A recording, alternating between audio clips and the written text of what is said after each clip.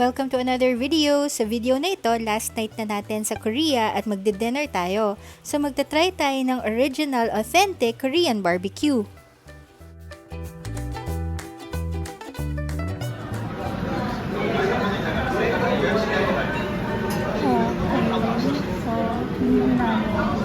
Jeju Black Pork. Dahil hindi kayo makarating ng Jeju. Side dishes. Okay, order. Okay, check natin Ito, beef steak. Rice. Jeju Black Pork. Yung Korean barbecue restaurant na to is located right beside Travelodge Myeongdong City Hall. Actually, walking distance lang siya, hindi na kami lumayo. Marami namang Korean barbecue dito sa Seoul.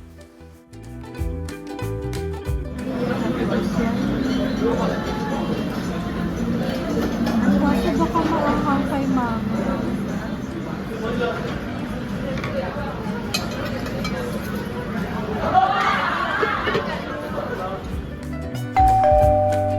Thank you nga pala sa lahat ng nanonood ng videos ng Traveling Lola. If you like our video, don't forget to subscribe to our channel to help our channel grow.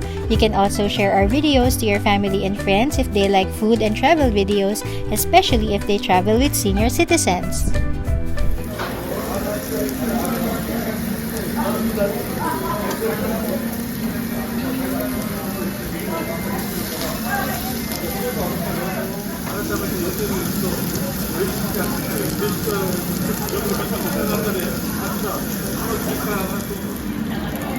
Nagluto na siya. Malapit na.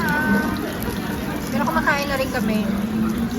Kasi madami naman siyang mga banchan tsaka yung soy something. May kasama pa yun? Siguro. Ano man yan? Hindi ko alam eh. Ano? Toge. Okay. Mga side dish siguro. Actually, medyo na-confuse pa nga kami kung sino talaga magluluto dito sa Korea pagdating sa Korean barbecue. Sa Pilipinas kasi tayo nagluluto eh. Dito sa Korea, nakita namin yung kabilang table, yung waitress yung nagluluto. So, akala namin siya din yung magluluto ng amin. Hindi pala.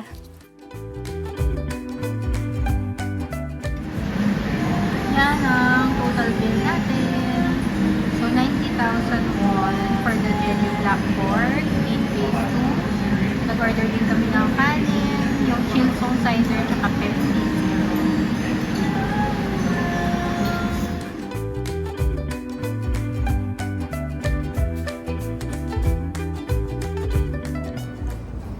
And dito na nagtatapos ang final dinner namin dito sa Korea. Nakakain din kami ng totoong Korean barbecue. Ayan. Ano masasabi niyo sa Jeju Black Pork? Parang ganun lang din. Yan po. Ano bang meron sa Jeju Black Pork? Bakit sikat na sikat siya? Di ko na-gets. May mali ba sa Is it us? Tinubukan lang naman namin yung Jeju Black Pork.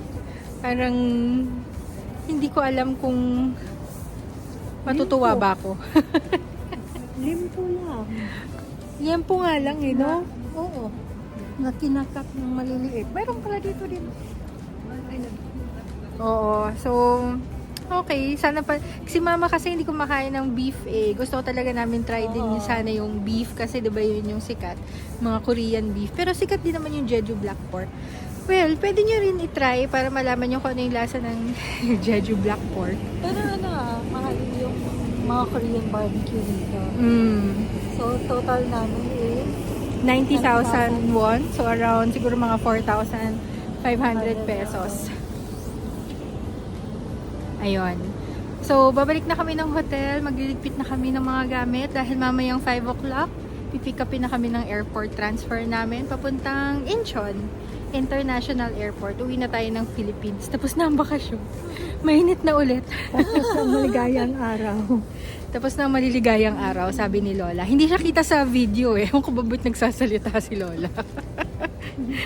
Ayan. So, balik muna kami ng hotel. See you later. At finally, eto na, papunta na tayo ng Incheon Airport. Susunduin na tayo ng ating transfers na binook namin via Klook.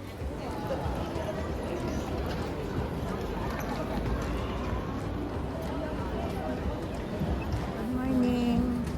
Nandito na kami sa Incheon International Airport. Pauwi na kami to Philippines. Hindi pa nag-i-start ang check-in. So, nakapila na rin kami. Umupo muna ako dito dahil hindi pa naman ako nila tinatawag ng mga anak ko. So, see you na lang inside. At saka, masaya na rin ako naka-spend dito ng 3 days and 3 nights. Parang 4 days, 3 nights naman. 3 days, 3 nights and 4 days. So, marami akong napuntahan. Masaya din. Kaya kayo, mairekomenda po sa inyo, sa mga senior citizen, kung gusto niyong magbibiyahe, kasama ng inyong mga anak, kasi mahirap pag mag-iisa lang. At least, din kayo, maka-spend din kayo ng vacation dito, maiba din yung environment din ninyo, magiging happy din kayo kung makakita kayo ng mga unexpected na mga show o mga tanawin. So, it gives you a long life din kasi masaya. Bye-bye! So, nakakita kami ng duty-free shop Nakapasok na kami from immigration. Wala nang mga tao-tao yung nila, electronic na lahat. So, siguro yung mga senior na kasama natin, tulad nito, ayun, inubo, nasa med, hindi nakikinig, ang hilig hindi makinig. O, diba? More chika, more fun lang. O, nakikipag-chikahan si mama sa mga kapwa Pilipino hindi niya na naintindihan ko ano nangyayari. So, cause of delay. Diyan kami namili kanina. So, mag-iikot tayo dito sa Incheon Airport.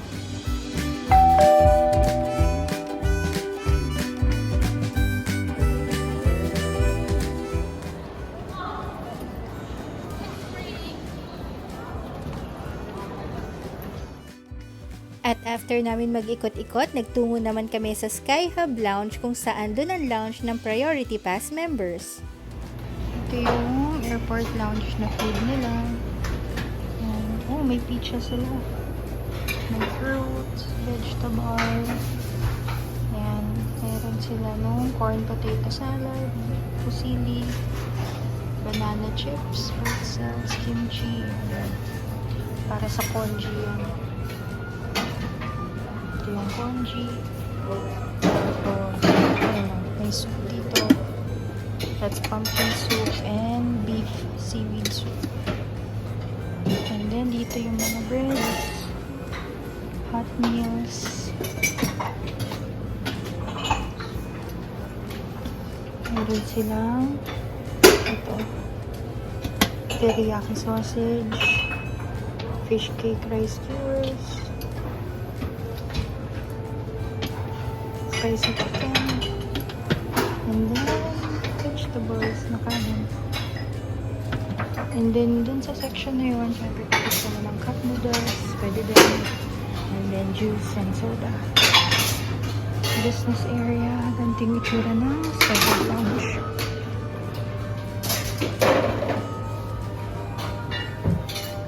At dito muna kami bago mag-boarding. Nasaan ka ngayon? Nandito ako nasa lounge ako, sa Sky Hub Lounge. Kumakain kami ng breakfast. Ito lang ang makakain. Salad at saka vegetable, yung prutas. Kulang para lang malamanan ang tiyan ko. Hello! So, mag-boarding na kami. Papunta na kami sa gate namin. So, finally, morning na, alas 9 na. Madilim kasi maulan dito. So, see you na lang sa airplane. And after a few hours, finally boarding na ang flight natin, ang Cebu Pacific flight from Incheon to Manila. Napakabilis ng bakasyon na to. Sana next time, mas matagal pa ang bakasyon natin sa Korea. But I'm sure nag-enjoy naman si Mommy sa lahat ng mga pinuntahan niya at nakita. And tiyak, babalik tayo.